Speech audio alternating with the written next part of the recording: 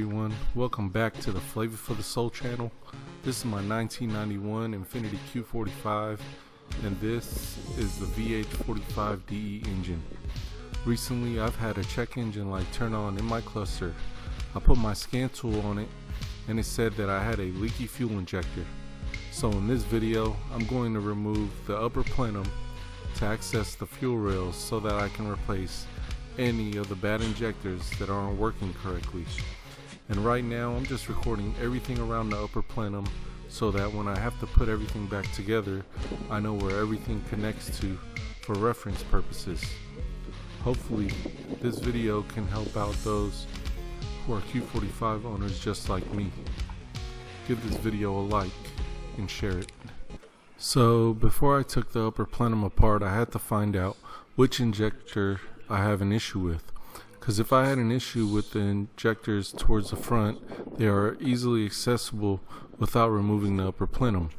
Now from this middle harness connector is where you can check the resistance of the injectors with a multimeter.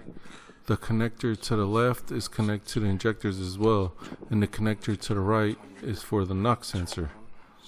So when you use your multimeter, here you want to connect one lead, which is the positive lead, to your battery's positive end, and to check the resistance you go to the middle connector there for the fuel injectors, and you just want to check each individual pin.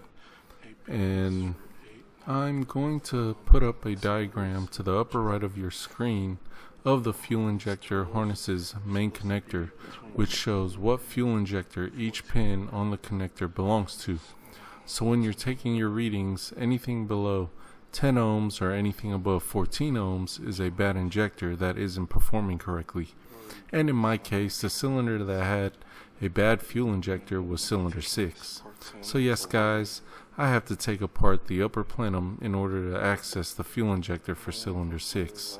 Shout out to the Nico Club forum and Q45.org for all the information that I read that helped me in diagnosing my injector issue. That's that one. What's this one? I have an issue with. So it's 15. So that's the one throwing a check engine light. Guys, here's my Q45. And in order to, like if you're working on anything in regards to the fuel system, what you're gonna have to do is take either the fuel relay out or the fuel pump fuse out. Is this one? It's a 15 amp, so it's upside 1, 2, 3, 4, 5. So it's 2, 3, 4, 5, and then it's a 6th one up. So I'm gonna take it out. I got my little thing here. So I'm gonna look. It's 4, 5, 6. It's that blue one right here.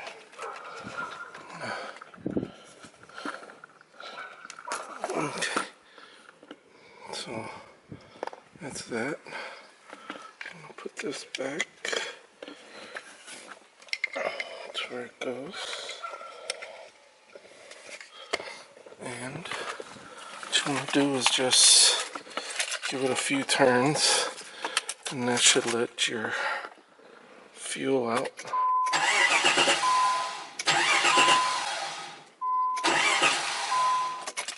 That's good enough. So, ladies and gentlemen, boys and girls, people of all ages, let's get ready to disassemble. Grab some snacks, enjoy the vid.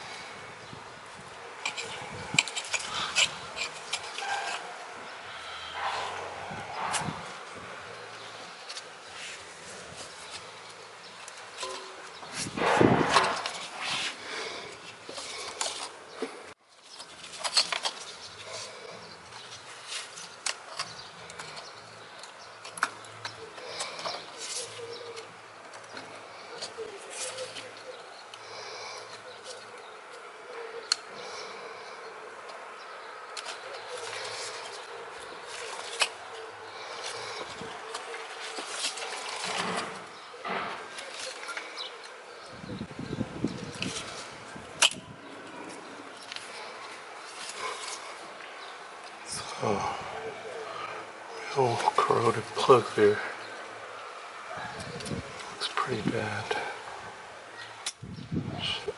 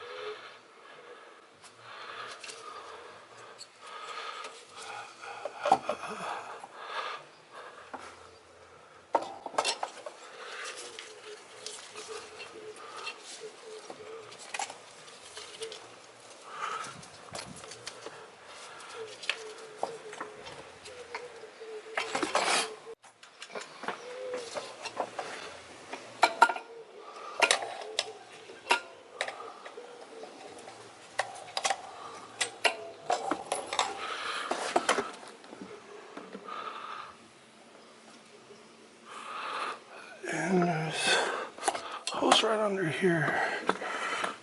So that's going like that.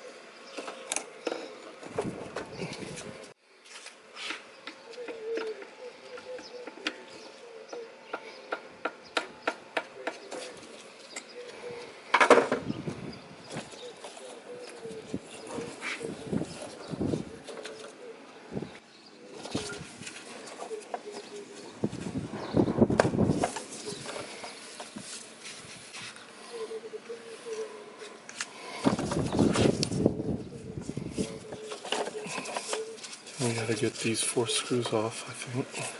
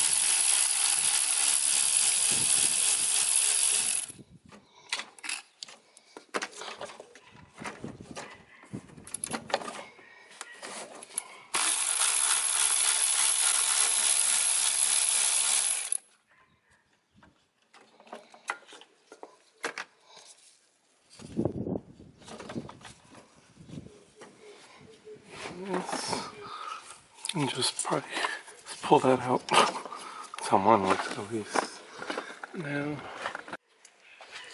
I need a crescent wrench.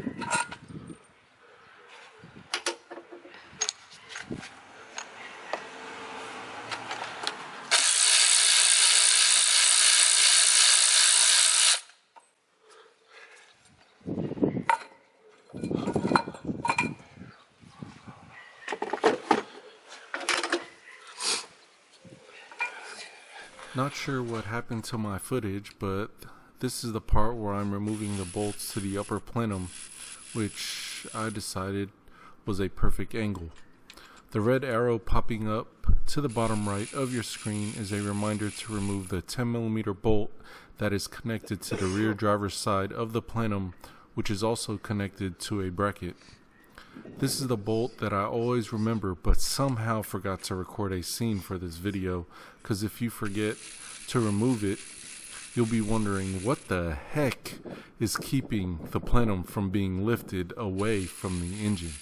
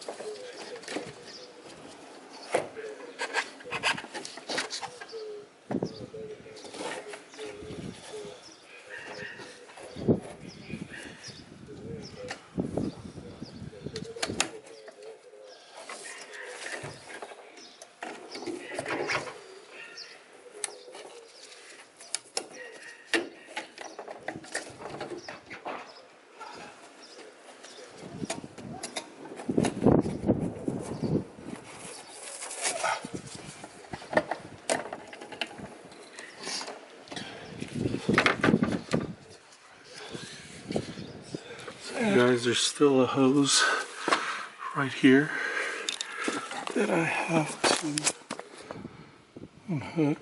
It's that one, and this thing lifts, so there's one in the back too. I don't know if you guys can see that, but in the very back there's a hose.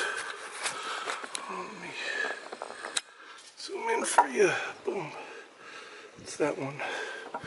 So I'm gonna get those off and then I'll take off the plenum. So you guys, I got the entire upper plenum removed, and now what I'm going to do, here's the hose that you have to remove. It's this one right here. It's at the rear of the plenum. And also I had one more thing that was holding and the hose that connected to this. So I'll show you right now on the plenum,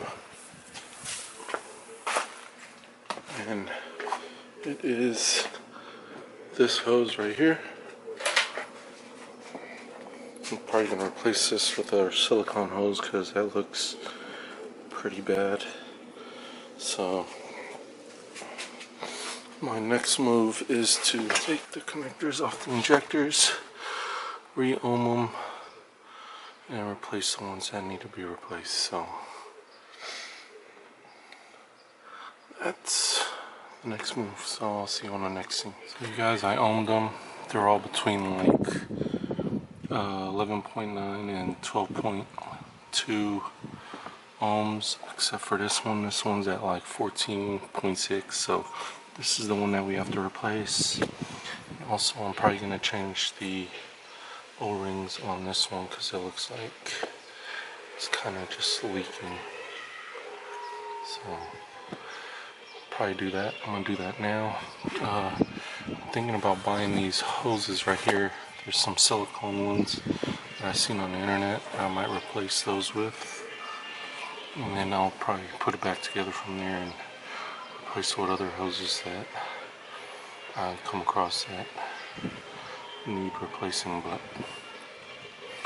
I'm gonna remove this. It's just a Phillips head, 2 Phillips heads to remove the cap and pull the injector out.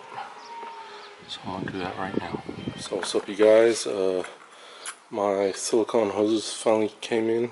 These are the outlet coolant hoses that connect to these aluminum pipes. I finally cleaned these. I got all the corrosion off and looking pretty good from the outside. The inside is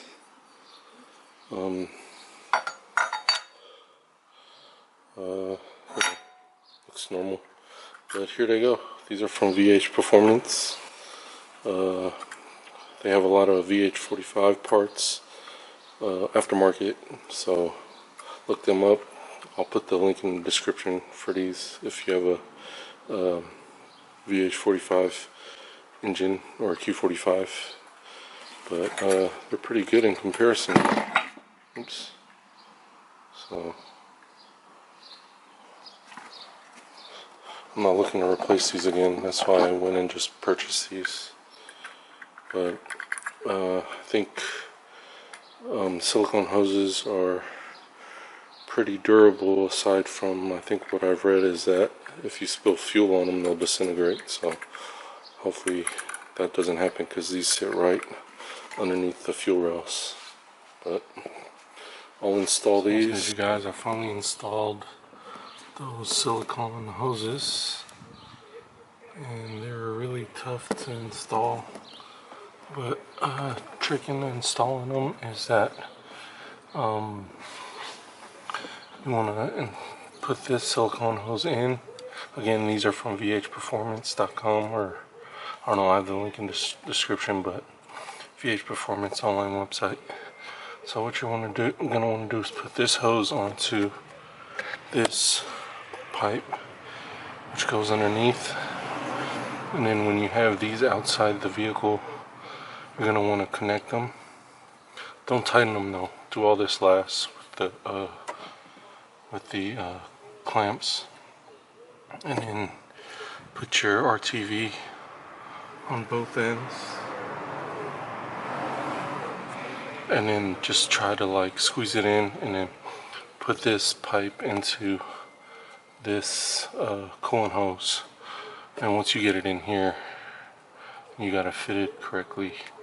You kind of get it in.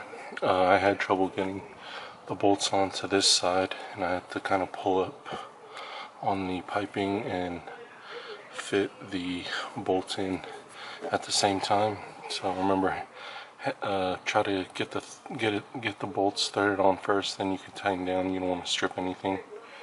So that's how I install that. I'm getting ready to install the plenum, so I'm going to clean all these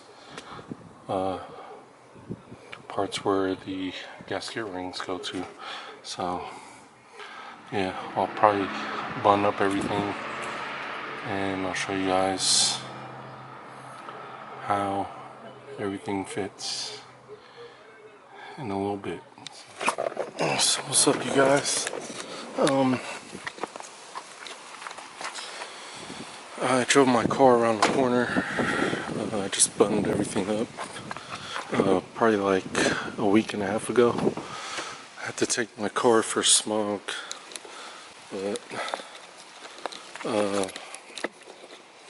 that's the whole reason why I needed the injector in there, because I was trying to get my car registration renewal.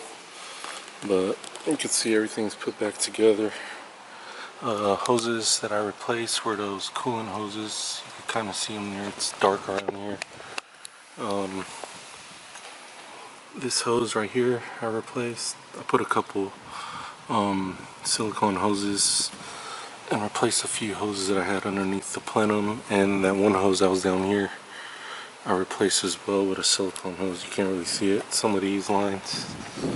Also recently changed the throttle body, not the throttle body, the throttle position sensor connector plug. But I think that's all I really replaced. I was looking for this plug, like that nice aftermarket one, and I replaced this as well. I need to replace this too. The, what is it? Canister solenoid? Gas canister? I don't know. Forgot. But yeah, everything's buttoned up. Took it for smog, and it failed the first time due to a bad gas cap, but the car passed the emissions test, so I went and bought a gas cap at AutoZone around the corner, and took it back. Cost me like $28 to retest, and it passed smog, so I'm good for another 2 years here in California. But yeah, if you guys enjoyed that video, share the video, like the video, subscribe to the channel.